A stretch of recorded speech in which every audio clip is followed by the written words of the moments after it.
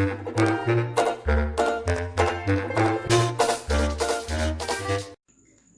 students again with Amarjyoti Sharma in chapter Solid State lecture 2. Today we will study about the space lattices which are also called as the crystal lattices and unit cells. Okay, so let's start. What are lattices? Lattices are the regular three-dimensional arrangement of the points. Here I have used the term points. जो points term है, this has been used for atoms, and we know atoms are considered to be spherical in shape. ठीक है, तो देखिए यहाँ पे मैंने atoms का अरेंजमेंट किया हुआ है. ये एक पैटर्न लिया हुआ है, ठीक है, जो कि एक रेगुलर पैटर्न है. इसको हम कितना भी एक्सटेंड कर सकते हैं. देखिए यहाँ पे जो मैंने अरेंजमेंट लिया हुआ है, ये टू एटम्स के बीच में एक एटम, फिर अगेन ये हमारा कुछ पैटर्न जो फर्स्ट एंड थर्ड रो है. ठीक है, ये हमारी जो रोज है एटम्स की, इनका पैटर्न सेम है. इसके अलावा ये जो हमारी टू रोज है एटम्स की, इनका पैटर्न सेम है. इसके अलावा हम एटम्स को इस तरीके से भी अरेंज कर सकते हैं जिससे कि वो हर रो में उनका पैटर्न कैसा हो, एक जैसा. But efficiency is much in this type of arrangement, that's why I have chosen this one. Okay, तो देखिए यहाँ पे जो पैटर्न है एटम्स का, एक रेगुलर है और एक लॉन्ग टाइम पे रिपीट हो रहा है. कितना भी हम इसको एक्सटेंड कर सकते हैं. तो इस टाइप का अरेंजमेंट क्या कहलाता है, लैटिस. ओके, अब देखिए इसी में हमारी नेक्स्ट टर्म है यूनिट सेल. देखो यूनिट सेल को समझने के लिए थोड़ा सा एक एग्जाम्पल समझ लेते हैं अच्छे से. सपोज कि हमें कोई बिल्डिंग बनानी है. ओके, उसके लिए मोस्ट इंपॉर्टेंट थिंग क्या है, ब्रिक्स. ठीक है, ब्रिक्स, ईंटें. तो देखिए सबसे पहले हम एक ईंट लेंगे, फिर उसके साइड में एक और ईंट रखेंगे. When the bricks are repeated many times, they give the form to a big building और लार्ज बिल्डिंग और अ होम हाउस, कुछ भी कह सकते हैं हम उसको. एक तरीके से कह सकते हैं कि हमें क्या मिल रही है, एक बिल्डिंग मिल रही है. इसी तरीके से लैटिसेस को फॉर्म करने के लिए ब्रिक्स की तरह हमें कुछ ना कुछ स्मॉलेस्ट पोर्शन चाहिए होता है. और कह सकते हैं कि जो लैटिस है वो एक कोई ना कोई ऐसा स्मॉलेस्ट पोर्शन होता है जिसके बार बार रिपीट होने पे वो किसको रूप देती है, एक लैटिस को. ठीक है, ऐसे ही यहाँ पे जो लैटिस है इसका एक छोटा सा स्मॉलेस्ट पोर्शन जिसको अगेन एंड अगेन रिपीट किया जाए और रिपीट करने पे वो एक रेगुलर फॉर्म दे, एक रेगुलर लैटिस फॉर्म करे किसी भी पर्टिकुलर सब्सटेंस का, उसे हम क्या कहते हैं, यूनिट सेल. फॉर एग्जांपल अब हम देखें यहाँ पे जैसे कि एटम्स है, तो एटम्स के अरेंजमेंट में हम देखें यहाँ पे ये हमने यहाँ पे फाइल कर लिया. ठीक है, ये जो है एक्चुअल में एक स्मॉलेस्ट पोर्शन है. इसी को बार बार रिपीट करने पे क्या फॉर्म होता है, लैटिस. और यही स्मॉलेस्ट पोर्शन क्या कहलाता है, unit cell. Okay, so what is unit cell, the smallest but complete unit in the space lattice. This is the space lattice which when repeated over and again in the three dimensions generates the crystal lattice of the given substance. Is this clear to everyone? आइए अब हम बात करते हैं parameters of unit cell की. ठीक है, इसको डिस्कस करने से पहले थोड़ा सा हम अदर पॉइंट पे आ जाते हैं. Unit cell is considered to be cubic in shape. हम उसको कैसा कंसिडर करते हैं, क्यूबिक. क्यूबिक शेप कैसी होती है, थ्री डायमेंशनल क्यूबिक अरेंजमेंट जिसमें कि आपके लेंथ, ब्रेड्थ और हाइट तीनों ही कैसे होते हैं, सेम होते हैं. तो देखिए यहाँ पर जो यूनिट सेल के पैरामीटर्स होते हैं बेसिकली टू होते हैं, edge length and angles between the edges. ठीक है, तो देखिए एज लेंथ, क्योंकि हम जानते हैं क्या क्या होते हैं, ये लेंथ, ब्रेड्थ एंड हाइट. ठीक है, ये हमारी लेंथ हो गई ए, ब्रेड्थ हो गई बी एंड हाइट हो गई सी. तो यहाँ पे एज लेंथ हमारी क्या होते हैं, A B C. And we know in unit cell जो जैसे कि हमने क्यूबिक इसको कंसीडर किया हुआ है, तो तीनों ही हमारे यहाँ पे कैसे हो जाएंगे, equal. Is that clear to everyone? अब देखिए हम नेक्स्ट पैरामीटर यानी कि एज एंगल्स, जिसको हम एंगल्स बिटवीन द एजेस और एज एंगल्स भी कह सकते हैं। तो देखिए ये क्या होते हैं कि कोई भी दो एजेस हैं, किसी भी दो एजेस को ले, उनके बीच के जो एंगल्स होते हैं, ठीक है, जैसे कि मैंने यहाँ पे लिया हुआ है, अगर मैं यहाँ की जगह यहाँ पर लेना चाहूँ that is not the matter, मैं यहाँ पर भी ले सकती हूँ कि ये हमारी हाइट और ब्रेड्थ, इसके बीच का एंगल हो गया, ठीक है। ऐसी ब्रेड्थ और लेंथ, इसके बीच का एंगल हो गया। इसी तरीके से हम लेंथ और हाइट, इसके बीच का भी एंगल ले सकते हैं। तो इस तरीके से जो हमारे एंगल्स होते हैं यहाँ पे, they are alpha, beta and gamma. Because unit cell is cubic in nature, हमने इसको यहाँ पे यही लिया हुआ है, सिंपलेस्ट है। तो तीनों एंगल हमारे कैसे हो जाएंगे, इक्वल हो जाएंगे, ठीक है, that are of 90 degree. Is that clear to everyone? अब देखिए यहाँ पे एज लेंथ और एज एंगल्स के बेस पे इन यूनिट सेल को अलग तरीके से क्लासिफाई किया है, जिसको कि हम नेक्स्ट लेक्चर में अपना लेकर आएंगे, अभी हम डिस्कस नहीं करेंगे, ठीक है। अब हम पढ़ते हैं यहाँ पे next types of unit cells, ठीक है। Basically there are two types of unit cell. First one is the primitive unit cell which is also called as the simple unit cell, ठीक है। दूसरा है हमारा नॉन प्रिमिटिव और centered unit cell. देखिए ये जो प्रिमिटिव और सिंपल यूनिट सेल है, इसका कोई भी फर्दर क्लासिफिकेशन नहीं है, बट नॉन प्रिमिटिव और सेंटर्ड यूनिट सेल की फर्दर क्लासिफिकेशन है, ठीक है। इसके तीन क्लासिफिकेशन और है, वो है body centred unit cell, second है face centred unit cell, third है end face centred unit cell, ठीक है। कभी कभी ये भी कहा जाता है, अगर आप कहीं अदर बुक्स में पढ़ते हैं, कि जो यूनिट सेल है वो 4 टाइप्स के। तो देखिए वहां पे 4 क्लासिफिकेशंस कौन कौन से दिए जाते हैं, प्रिमिटिव और simple unit cell, body centred unit cell, face centred unit cell and face centred unit cell. हम किसी भी तरीके से क्लासिफिकेशन इसका कर सकते हैं। आइए अब हम डिटेल में इन 4 टाइप्स के यूनिट सेल के बारे में स्टडी करते हैं। The first one is primitive और सिंपल यूनिट सेल, ठीक है। देखिए जो यूनिट सेल है हमारी फर्स्ट वन, वो क्या है, सिंपल और प्रिमिटिव, ठीक है। तो देखिए यहाँ पे जो एटम्स का अरेंजमेंट होता है इस टाइप के यूनिट सेल में, वो केवल कॉर्नर्स पे होता है, ठीक है। जैसे कि हम जानते हैं क्यूब में 8 कॉर्नर्स होते हैं, ओके। तो जो यहाँ पे एटम्स का अरेंजमेंट होता है, जैसे कि हम इस कॉर्नर को लें, this one atom is shared between 8 unit cell. और हम ये कह सकते हैं कि जो यूनिट सेल है इसके एक कॉर्नर पे जो एटम का शेयर होता है दैट इज द 1/8। एटम का 1/8 पार्ट एक कॉर्नर पे इसका शेयर आता है। So we can say atoms contributed at one point or one corner is equal to 1/8. 1/8 part share करता है इसका।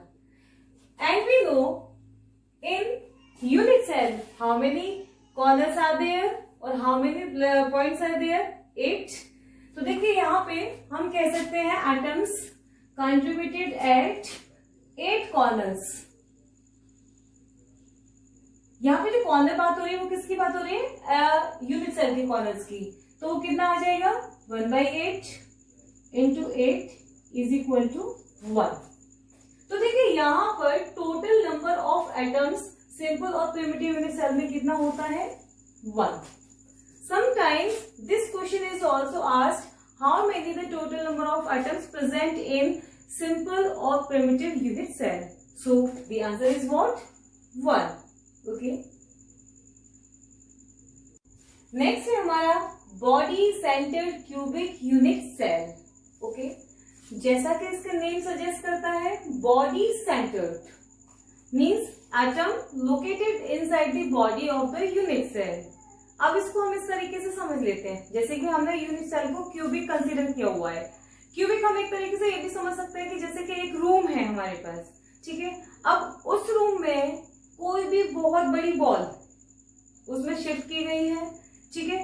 तो अगर हम बॉल को रूम के अंदर रखें जो कि काफी बड़ी है, तो उस पोजीशन को, बॉल की पोजीशन को हम कहेंगे बॉडी सेंटर्ड। ओके, तो देखिए बॉडी सेंटर्ड यूनिट सेल वो यूनिट सेल होती है जिसमें एटम्स प्रिमिटिव यूनिट सेल की तरह कॉर्नर्स पर लोकेट तो होते ही हैं, but one atom is present inside the body of the unit cell, ठीक है।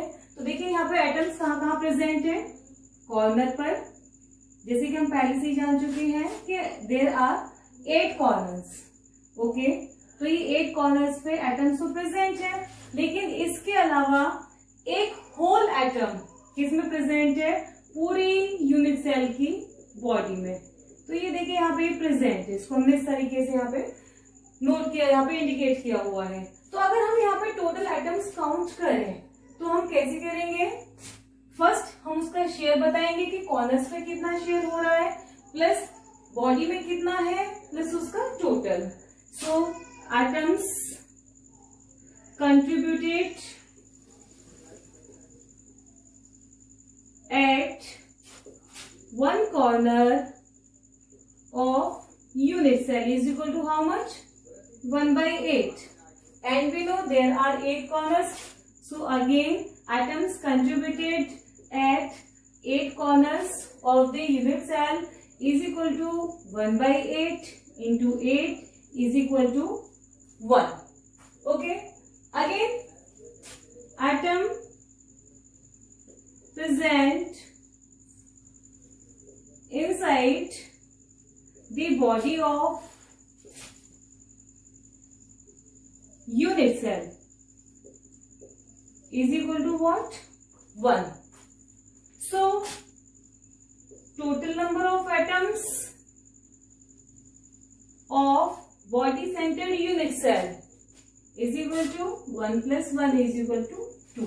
तो अगर हम कहें कि body centered cubic unit cell में कितने एटम्स होते हैं, 2.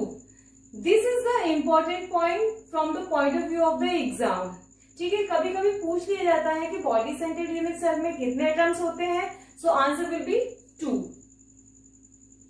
बॉडी सेंटर्ड यूनिट सेल को समझने के बाद अब हम बात करते हैं फेस सेंटर्ड यूनिट सेल की। ओके, अब देखिए जैसा कि इसका नेम सजेस्ट करता है, फेस, ठीक है।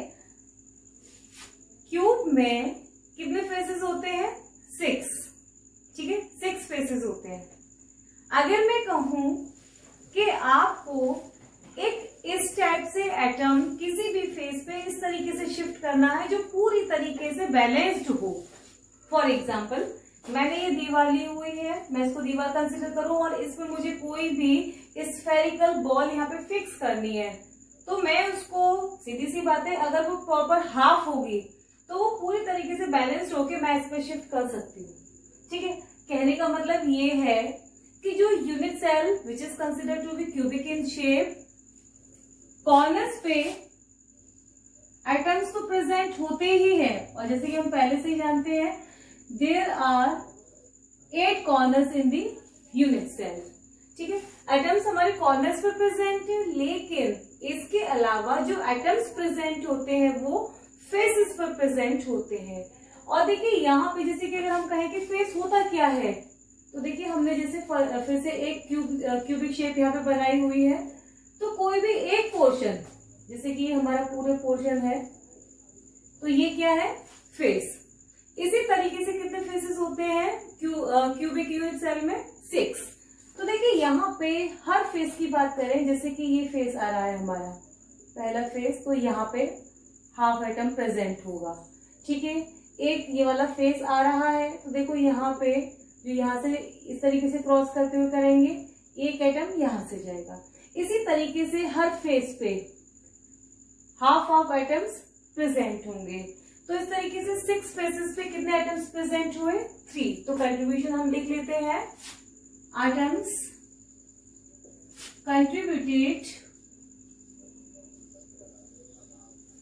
at the one corner of unit cell is equal to how much? 1/8. Okay, ऐसे ही अगर हम बात करें 8 कॉर्नर्स की तो कितना हो जाएगा? 1/8 into 8 is equal to 1. And we know contribution of atom.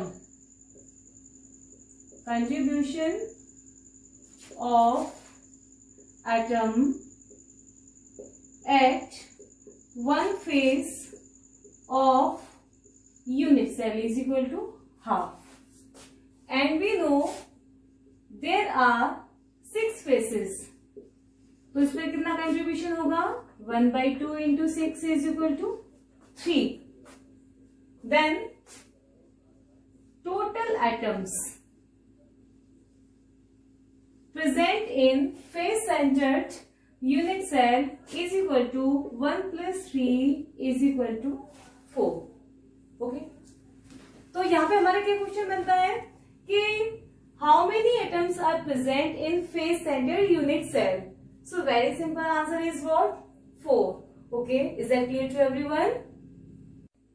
Last है हमारा एंड face-centered unit cell. देखिए, एंड face-centered unit cell में जो एटम्स हैं कॉर्नर्स पर तो लोकेट होते हैं, लेकिन इसके अलावा किसी भी एक फेस पेयर पे जो कि अपोजिट होते हैं, यानी कह सकते हैं कि अपोजिट फेस पेयर पे एटम्स लोकेट होते हैं. और इससे पहले face-centered unit cell में हमने पढ़ा है each face contributes half atom. ठीक है, हर फेस पे जो एटम्स का कंट्रीब्यूशन होता है वो कितना होता है? हाफ होता है. तो देखिए इसको, at every corner atoms are located and further there are 8 corners in the unit cell. ठीक है, अब देखिए इसमें एक फेस पेयर की बात करें जो कि अपोजिट होता है. वो फेस पेयर हमारा अप या डाउन वाला हो सकता है, बैक या फ्रंट वाला हो सकता है, दूसरा लेफ्ट या राइट वाला, कोई भी अपोजिट पेयर हो सकता है. तो देखिए हम यहाँ पे लें, जैसे सपोज कि हमने अप और डाउन वाला लिया, तो देखिए हमारा एक एटम, हाफ एटम हमारा यहाँ प्रेजेंट होगा इसके बीच में, और एक हमारा यहाँ पर प्रेजेंट होगा जो कि हमने एक ही फेसेस को माना हुआ है. तो अगर हम यहाँ पे टोटल नंबर ऑफ एटम्स निकालें तो हमारी कैलकुलेशन उसी तरीके से होगी. Atoms contributed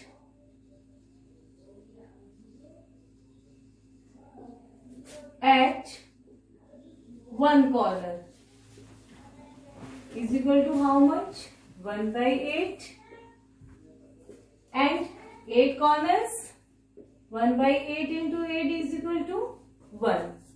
Secondly, atoms contributed at each face is equal to how much? Half. And we know there are 2 faces. Hence, the contribution of atom at 2 faces is equal to 1/2 into 2 is equal to 1. So, total number of atoms is equal to what? 1 plus 1 is equal to 2. Okay? तो देखिए ये हमारी calculation थी atoms for and face-centered unit cell. अब देखिए इसी के साथ हमारा ये चैप्टर आज का यही क्लोज होता है. नेक्स्ट लेक्चर में हम नेक्स्ट टॉपिक के साथ आपके सामने आएंगे. Okay, thank you.